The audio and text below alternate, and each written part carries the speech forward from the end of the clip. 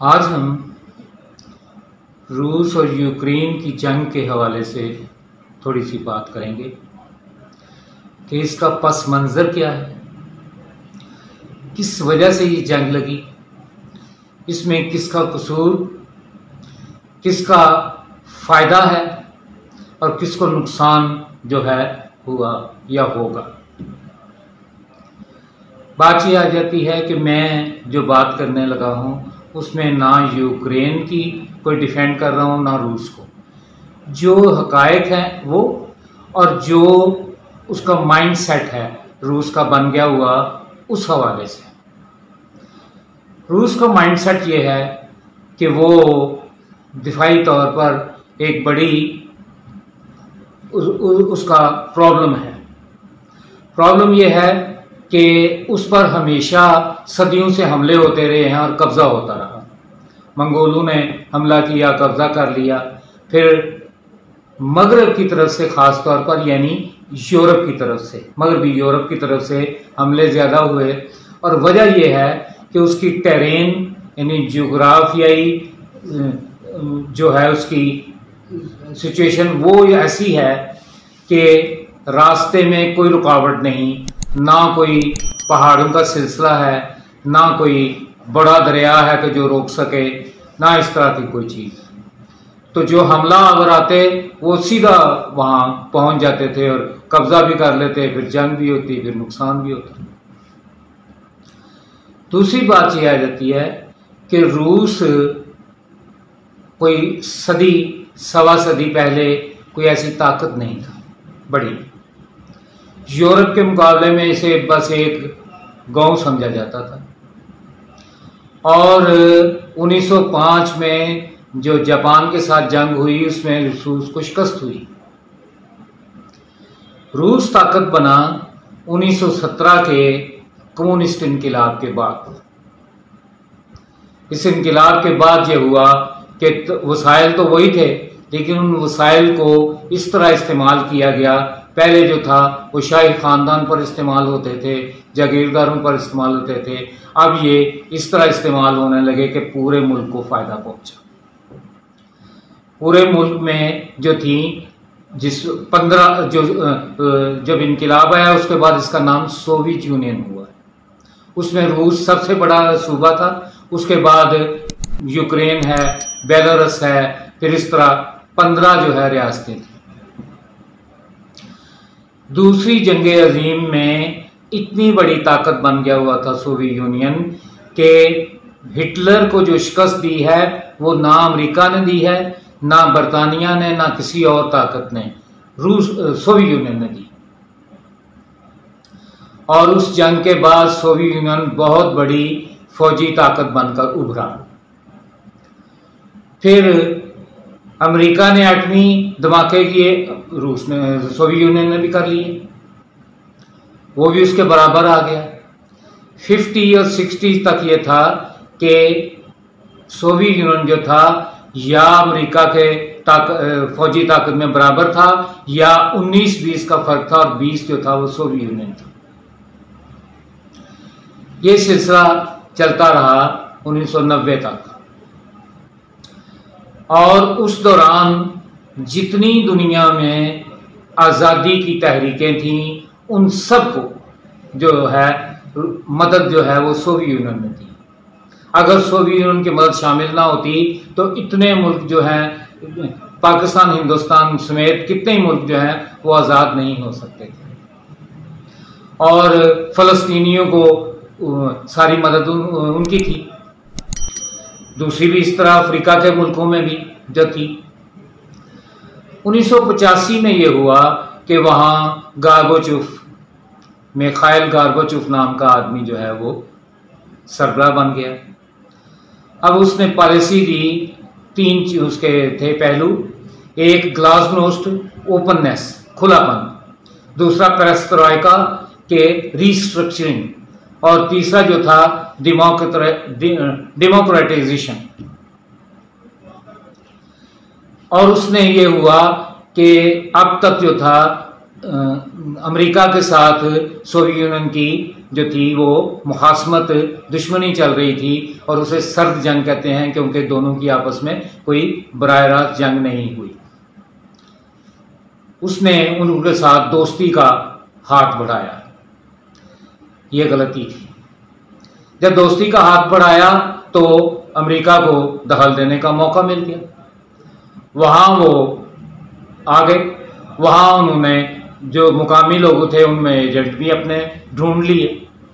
उनमें एक बड़ा एजेंट जो था वो बोरिस येल्सिन था, जो पहले एक छोटा सा लीडर था, लेकिन उनको इस तरह करते करते मीडिया के जरिए कि वो 15 रियासतों में से एक रियासत, रूस का जो था सबसे बड़ी रियासत, उसका सदर बन गया। पूरे सोवियत यूनियन का सरबराह जो था गोर्बाचोव था। अब 1991 में वो एक पूरा तरह एजेंट था अमेरिका का, और अमेरिका जो चाहता था उसने वही किया। 1991 में एक जाली इनकलाब आया। ये लंबी बात है, इस बात को मेरी एक किताब है बैनुल अक़वामी वाक़यात, उसमें वो तफसील से बयान किया गया हुआ है कि ये किस तरह जाली इनकलाब था। वो अपने लोग थे उनके जिन्होंने इनकलाब लाए, और उस इनकलाब का सहारा लेकर उसने सोवियत यूनियन को तोड़ने का ऐलान कर दिया। जब सोवियत यूनियन को तोड़ने का ऐलान कर दिया तो वस्त एशिया की जो मुसलमान रियासतें हैं उन्होंने अलहदा होने से इनकार किया। तरीका ये था कि वहाँ रेफरेंडम हो, रेफरेंडम में उन्होंने उसके खिलाफ वोट दिया अलहदगी के, क्योंकि इन रियासतों को फायदा पहुंचता था। ये रियासतें गरीब थीं और वहाँ भी तेल और गैस दरियाफ्त भी नहीं हुए थे, लेकिन सोवियत यूनियन में जो था कि कोई रियासत गरीब है या अमीर है, कोई आदमी गरीब है या अमीर है, सबको बराबर जो था वो हिस्सा दिया जाता था। लिहाजा उन्होंने इनकार कर दिया। लेकिन येल्सिन जो अमेरिका और येल्सिन जो था वो तो तोड़ने पर तुले हुए थे, तो उन्होंने इनकी तसल्ली के लिए किया कि एक ढीला ढाला सा विफाक बनाया, CIS, confederation of independent states. और वो इंडिपेंडेंट से कुछ लोगों ने यहाँ जानबूझकर और कुछ ने ना जानने की वजह से हुआ कि वो रियासतें आज़ाद हो गई, हालांकि वो रियासतें तो आज़ाद या अलहदा होना नहीं चाहती थी। बहरहाल ये हो गया। जब ये हो गया तो उससे पहले जो था 2 ब्लॉक बने हुए थे फौजी, एक NATO, North Atlantic Treaty Organization, ये अमेरिका और मगरबी यूरोप के मुल्कों का ब्लॉक। उसके मुकाबले में सोवियत यूनियन और उसके हामी मुल्कों का ब्लॉक था वार्सा पैक्ट। जब सोवियत यूनियन टूट गया और ये मुल्क जो थे उसके हल्का असर से निकल के, तो वार्सा पैक्ट खत्म हो गया। जब वार्सा पैक्ट खत्म हुआ है तो नेटो भी खत्म हो जाना चाहिए था, लेकिन उन्होंने नेटो को खत्म नहीं किया। हाँ, उन्होंने एक जेम्स बेकर सेक्रेटरी खारजा जो थे अमेरिका के, उसने एक वादा किया कि ये इसको हम मशरक की तरफ जो है नहीं बढ़ाएंगे, यानी सोवियत यूनियन की तरफ के इर्द गिर्द जो रियासतें हैं उनमें नहीं लेकर आएंगे। लेकिन इस पर उन्होंने अमल नहीं किया, और उनको रोकने वाला कोई भी नहीं था। रोकने वाला कोई नहीं था इसलिए कि येल्सिन जो था वो वोडका पीने का नशेई था। सारे लोग शराब पीते हैं गोरे, लेकिन नशेई होना और बात है कि आप नशे के बगैर ना रह सकें। तो जो नशेई होते हैं, वोडका पीते हैं, जो इस तरह जो है वो दबाव बर्दाश्त नहीं कर सकते, लिहाजा वो दबाव उसने भी बर्दाश्त, बढ़ के वैसे बड़े लगाते हैं लेकिन दबाव नहीं बर्दाश्त करते, और लिहाजा वो नेटो जिसके बारे में ये हुआ था कि ये उसको एक्सपैंड नहीं किया जाएगा मशरिक की तरफ, रूस की तरफ, वो एक्सपैंड होता गया और येल्सिन चुप बैठा रहा। क्योंकि मैंने बताया कि जो वोडका पीने वाले हैं, कोकीन इस्तेमाल करने वाले हैं, वो ना उनका दिमाग सही काम करता है, ना वो दबाव बर्दाश्त करते हैं। अब उसके बाद येल्सिन के बाद प्यूटन आ गए, अब प्यूटन ने जो था वो एक मुल्कुल मुख्तलिफ आदमी, एक तो उसने कहा कि सोवियत यूनियन का टूटना जो था वो बहुत बड़ी ट्रेजेडी थी और इसका सबसे बड़ा नुकसान जो है वो रूस को हुआ। दूसरा उसने ये किया कि रूस की जो ताकत कम हो रही थी इस तरह उसको उसने बढ़ाना शुरू किया, दोबारा जो था दिफाई बजट बढ़ाया और इस तरह साथ ये हुआ। इस दौरान नेटो आगे बहुत बढ़ गया हुआ था, उसने कहा कि ये काबिल बर्दाश्त नहीं है और 3 रियासतें ऐसी हैं कि ये रेड लाइन है, अगर इनमें नेटो आया तो ये बर्दाश्त नहीं किया जाएगा, एक जॉर्जिया, मोल्दोवा और यूक्रेन, क्योंकि वहां नेटो की एक शिक है, उसके मुताबिक है उसके एक मुल्क पर हमला हो तो सब मुल्कों पर हमला समझा जाता है। इसका मतलब है एक मुल्क पर जो के साथ जंग रूस की लगी तो 28 मुल्क जो है वो आ जाएंगे उसके साथ, उसके खिलाफ।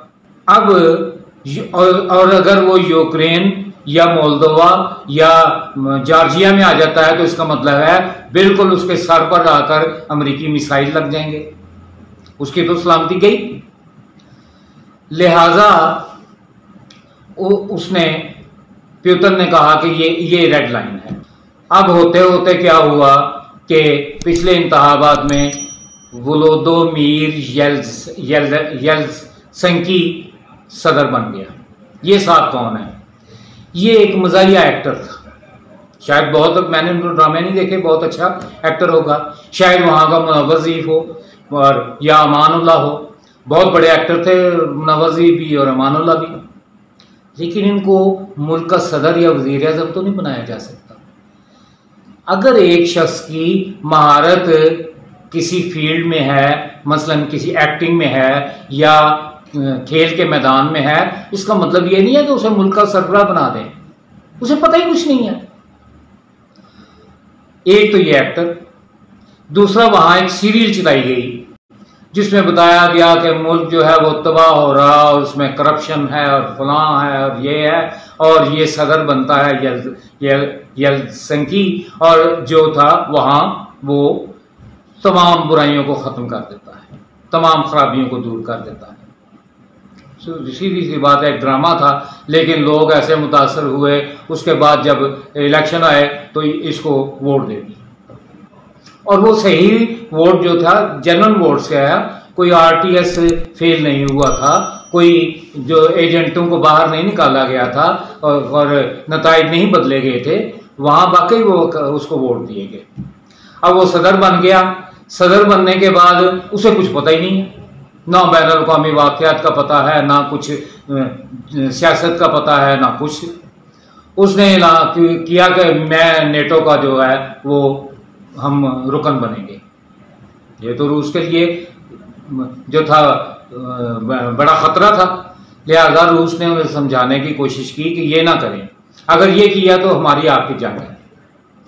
लेकिन वो बड़ा उसने कहा जब जंग होगी तो अमेरिका मुझे बचाने आ जाएगा, लिहाजा वो उस पर अड़ा रहा। नतीजा ये हुआ कि रूस ने उस पर हमला कर दिया।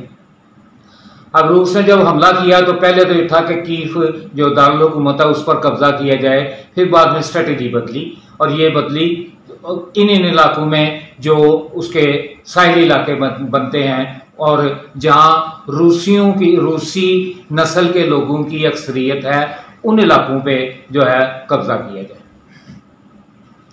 अब जब उन्होंने कब्जा करना शुरू किया, जंग शुरू हुई, ये उसके मुकाबले की कोई ताकत ही नहीं थी। अमेरिका ने यह किया कि उसे कोई ऐसे हथियार नहीं दिए जिससे वो मुल्क बचा सके या सही मुकाबला कर सके, ऐसे हथियार जरूर दे रहा है जिससे मुल्क जंग जो है वो लंबी होती जाए, और जंग लंबी हो रही है जो है। अब येल्त्सिन जो था वो उसने गड़गड़ाना शुरू कर दिया कि मेरे साथ मुज़ाकरात करें। प्यूटन ने कहा नहीं, प्यूटन का ये है कि जब इस इलाकों पर कब्जा हो जाएगा उसके बाद उसके साथ करेंगे कि ये इलाके अब हमारे, और दूसरी बात यह आ जाती है कि नेटो को तुमने ख्याल छोड़ देना। इस सारे ये है पूरी उस चीज की बैकग्राउंड जो है। इस सारे का फायदा किसको हुआ? अमेरिका को। अमेरिका को फायदा इसलिए हुआ, एक तो उसने रूस को वहां फंसा दिया, दूसरा ये हुआ कि नेटो ममालिक जो थे उससे पहले नहीं दिया करते थे अपने जो उनका बनता था नेटो के बजट में, वो रकम नहीं दिया करते थे। कुछ साल पहले हुआ कि वो अपने अपने बजट का 2% देंगे, वो भी नहीं देते थे। अब ये हमला हुआ तो उन्हें खतरा पैदा हुआ, तो उन्होंने वो कहा कि जी हम देने को तैयार हैं। इसका फायदा किसको होगा? अमेरिका को। एक तो उसका बजट पर जो खर्च अमेरिका कर रहा था उसका वो कम होगा, दूसरा जो असला खरीदेंगे वो खरीदेंगे अमेरिका से। अमेरिका के कारखाने जो हैं वो फिर चल पड़े, जो बंद हैं। फिर ताइवान जो था उसे खतरा हुआ कि चाइना भी इसी तरह मुझ पर हमला कर सकता है, तो उसने $7 अरब का अमेरिका को असले का ऑर्डर दे दिया। फिर अमेरिका को फायदा हुआ। इस सारे में जो है फायदा आखिरकार अमेरिका का है, दूसरा फायदा जो है वो रूस का है, अगर वो इन इलाकों पर कब्जा कर लेता है और ये इसकी नेटो की जो है जिद छोड़ देता है। तो तीसरी बात ये आ जाती है, नुकसान किसको सबसे हुआ? नुकसान हुआ यूक्रेन को। मुल्क भी तबाह हुआ, इलाकों पर कब्जा भी हुआ, लोग भी मारे गए, लोग जो है वो महाजर भी बने और अपने घरों से निकल के और दूसरे मुल्कों में उन्हें जाना पड़ा। ये सारा कुछ हुआ एक शख्स की हमाकत से। तो नतीजा ये निकलता है कि अगर एक आदमी की कारकर्दगी एक्टिंग के मैदान में या खेल के मैदान में है, उसका मतलब ये नहीं है कि उसे मुल्क का नज़्म व नस्ब भी उसको वो दे दिया जाए। अगर उसको दिया जाएगा तो क्या करेगा? वो मुल्क की मईशत तबाह कर देगा, उसकी सियासत तबाह कर देगा, उसकी सारा जो है तो मुल्क ही तबाह कर देगा। यही यूक्रेन में हुआ, यही पाकिस्तान में हुआ, जहां 3.5 साल जो है वो एक ऐसे आदमी को दिया गया जिसने यहाँ की मईशत को भी तबाह किया और जो था सारा, और नई जो हुकूमत आई है वो उसे संभालने की कोशिश कर रही है। संभल उससे भी नहीं रहा क्योंकि नुकसान इतना ज़्यादा हो चुका है कि वो मुश्किल है कि वो फौरी तौर पर जल्दी जो है उसको ठीक कर सके।